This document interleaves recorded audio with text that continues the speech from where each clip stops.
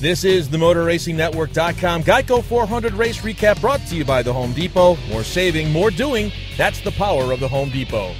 Tony Stewart opened the first race for the Chase for the NASCAR Sprint Cup with his first win of the season in Monday's rain-delayed GEICO 400 at Chicagoland Speedway.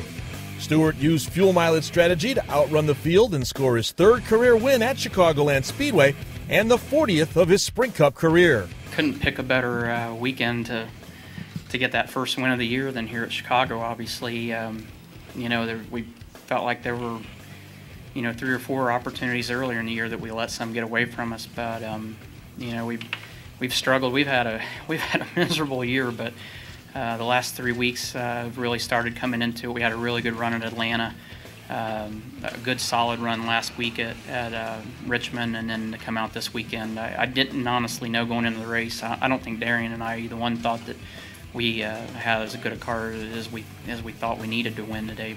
Stewart's now tied for 16th on the all-time series win list. Monday's victory was Stewart's first since taking the checkered flag at Auto Club Speedway in October of last season.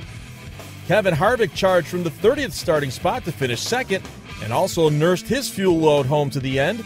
He took over the point lead with his third consecutive top 10 of the season. It was a solid day for us. Obviously the last 3 weeks have been really good for our Budweiser team, and we just got to keep going. I felt like we had saved a fair amount of gas, under caution in the first 15, 18 laps, and never really had to push my car very hard and just kind of maintain the pace that I was running. And as we got a couple gaps, we were able to shut it off 5 or 6 times. And when Gil said go, he guessed it about right because it ran out coming onto pit road there after we took the checkered flag. So it was good calculations by the guys and a good solid day.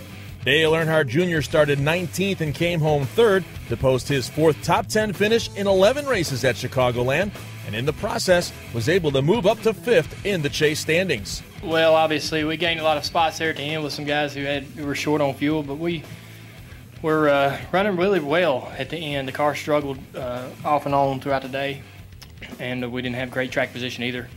But at the end, the car was really good, and I think we were up in the top 10 there. So real happy with being able to adjust the car and improve it. That's all you can ask for as a driver, that the car gets better all day long. Carl Edwards was 4th with his 18th top 10 finish of the year. Brad Keselowski's 5th place run was his 5th top 5 in the last 7 races. Kurt Busch started 3rd, and he came home 6th. Clint Bowyer was 7th and the highest finishing non-Chase driver, and Ryan Newman was 8th for his 7th top 10 in his last 10 races. Denny Hamlin had the worst day of the Chase contenders with a variety of problems, including a vibration adding up to a 31st place finish to drop him 41 points out of the Chase lead.